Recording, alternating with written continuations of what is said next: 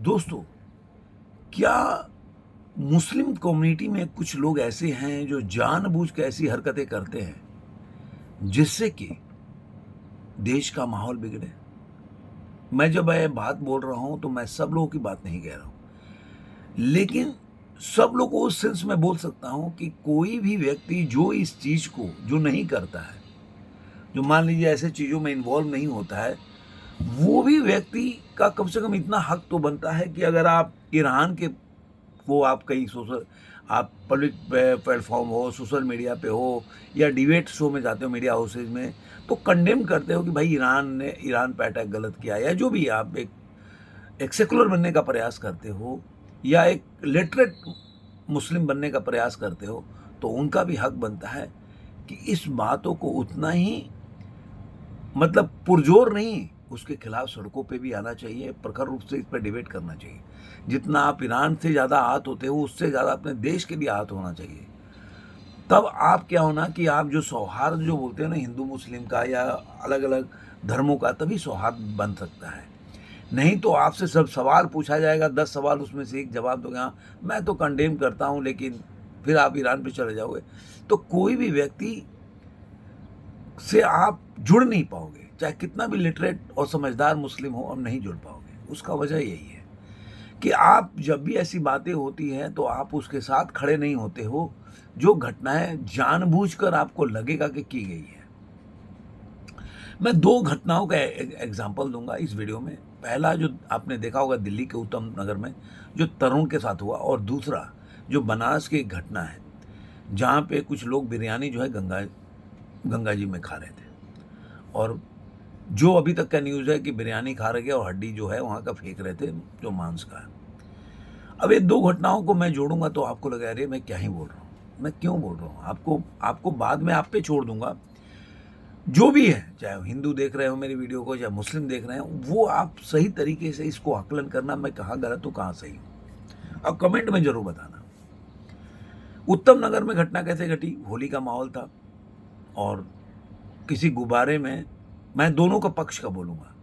जो हिंदू पक्ष ने बोला कि भाई बच्ची ने मेरे ऊपर गुब्बारा मैंने अपने चाचा के ऊपर डाल रही थी और वो ज़मीन पे गिर गया, उसके छींटे जो है, एक वहाँ पे आप बोलेंगे कि एक लेडीज जा रही थी बुर्का पहने, उनके ऊपर छींटे पड़ गए। वो बोल रहा है कि नहीं भाई, गुब्बारा जो है हमारे ऊपर आ गया और छींटा पड़ गया, ठीक है। दोनों में यह है कि वो लड़की ने, किसी बच्चे ने आपके ऊपर, और मतलब ये है कि आपके ऊपर होली का रंग लग गया, जो आप लोग मानते हो कि ये गलत है और इस्लाम के हिसाब से गुनाह है, ठीक है।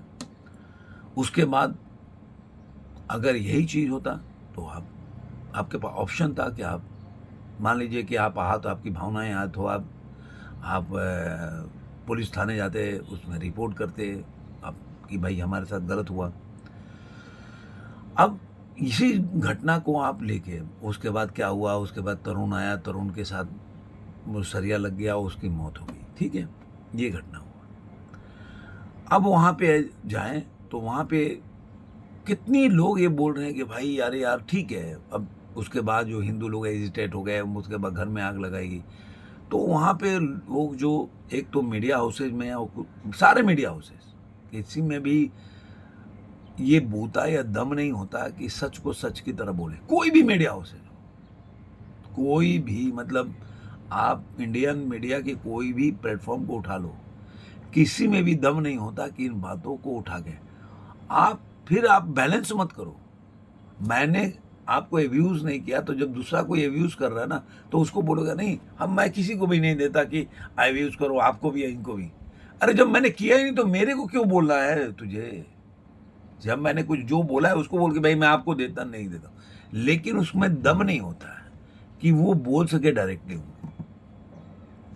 तो इसलिए मैं मीडिया हाउसेज को बोलता हूँ कि आप जब बोल सकते हो कि भाई उनकी भावनाएं आहत हुई है, इसलिए ठीक है, उनका हाथ कुटाई में मौत नहीं होनी चाहिए, फिर उनके ऊपर जलाना भी नहीं चाहिए, घरें जल गई और बाद में तरह तरह की बातें आई। अब ये घटना बनारस में घटी, कुछ लोग गए, 10-15 लोग, और उन्होंने एक नाव पे 80 घाट से लेकर और कौन सा घाट तक गए वो लोग, और बिरयानी खाया उन्होंने नाव में, और हड्डियाँ वगैरह जो खबरें हैं। अब कोई बोला हड्डी नहीं डाला, कोई डाला, जो भी है अभी इसमें। तो जब ये हुआ तो आपने मीडिया डिबेट में सुना होगा कि जो लोग आहत हुई वहाँ पे बीजेपी का कोई कार्यकर्ता या बजरंग दल का वो कोई जायसवाल जी है, उन्होंने जाके पुलिस थाने में रिपोर्ट लिखाई। अगर आप यही घटना उत्तम नगर से देखिए तो सबसे पहले क्या होता, तो वहाँ पे 2-4 आदमी की मौत हो जाती, क्योंकि भावना वहाँ भी आहत हुई कि एक छोटा सा पानी के छींटे से आपकी भावनाएं आहत हो गई, आपका धर्म खतरे में आ गया। तो यहाँ भी उनकी भावनाएं आहत हो गई। तो हिंदू जो लोग भी हैं वो भी बलुआ पे उतर जाते, तो 2-4 लोग की जान चली जाती। लेकिन वो रिपोर्ट लिखाया, रिपोर्ट लिखवाने गए, ठीक है। अब इसके ऊपर जो एक मीडिया हाउसेज में जो डिबेट का, मीडिया हाउस में देखा वो आज तक पे आता है, वो तो मैं 2 कौड़ी का पत्रकार मानता हूँ उसको। उसके मतलब वो दम नहीं है कि एक शब्द को, एक तो उसका अपना एजेंडा चलाता है साहिल जोशी, और दूसरा उसमें दम भी नहीं है। जो हाथ में चूड़ी पहन के लोग बैठे होते ना, एंकर बोलने के, मैं तो बोल सकता हूँ, लेकिन उसमें दम नहीं है कि अगर वहाँ पे कोई टोपी वाला बैठा है तो उससे सवाल पूछ सके, पुट्टी निकल जाएगी पैंट के नीचे, इतनी उसकी हैसियत है। जब वो बोल रहा था तो बोलने लगा, अरे यार गंगा में तो वो ये चला जाता है, गंगा सफाई नहीं हुआ। अबे साला, तुमने कभी इसके पहले 2014 के पहले से पत्रकारिता कभी तूने, तेरा एक वीडियो दिखा दे जिसमें गंगा की सफाई पे तुमने बयान दिया हो, एक वीडियो का। आप जाएंगे गंगा की सफाई के लिए, उसी गंगा में यही प्रियंका गांधी ने आचमन भी किया था, क्यों साफ हो गया था वो? कितने नाले बंद किए गए कानपुर में, उन्होंने काम किया, पैसे लौट किए, तो काफी काम किया। अब आप बोलोगे उसके लिए कि नहीं नहीं गंगा में तो आप गंदगी फैला रहे हो, तो भाई तो ऐसे तो सड़क पे औरतें चल रही हैं तो कीचड़ भी गिर जाता है, तो कीचड़ जो गाड़ी से जाता है उसको क्या कत्ल करते फिरोगे कि मारते फिरोगे उसको?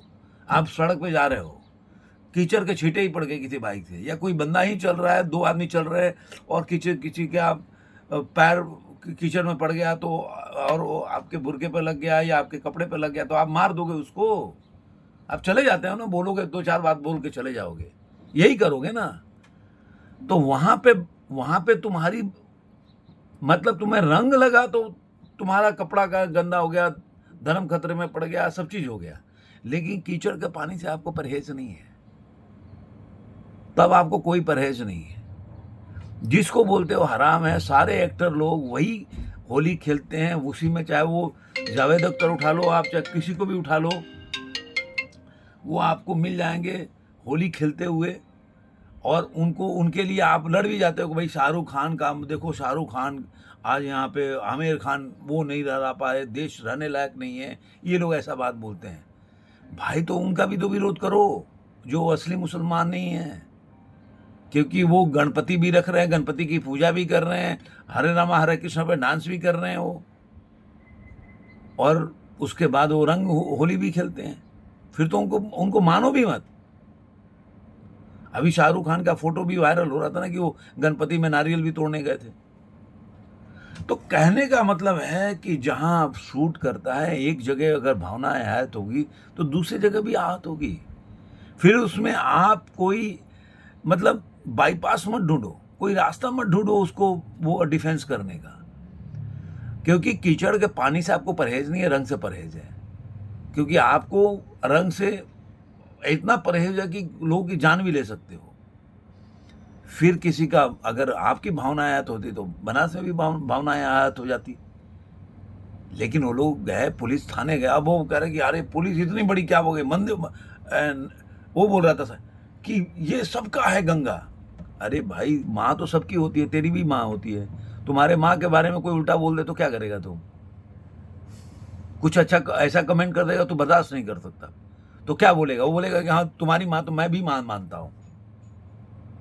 ये कोई लॉजिक थोड़े ना है। तो कहने का क्या मतलब है कि ऐसे लोग, भावनाएं सबकी आहत होती हैं, लेकिन तरीका जो है, अगर आप डेमोक्रेसी में रहते हो, एक सभ्य समाज में रहते हो, तो जो उसका तरीका है वही करना चाहिए। लेकिन अगर आप पुलिस के दरवाजा खटखटा रहे हो, कानून के दरवाज़ा खटखटा दो और आप डरते नहीं हो। आप कानून के देखो सबसे बड़ी बात है, आप मेरे को बोलोगे तो मेरे पास खोने के लिए बहुत कुछ है, तो मैं कोई भी एक्शन लेने के लिए सोचूँगा।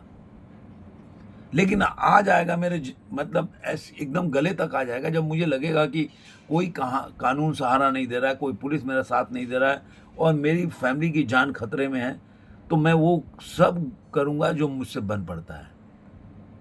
वो सब करूँगा। जो मेरे बूते का है सब करूँगा।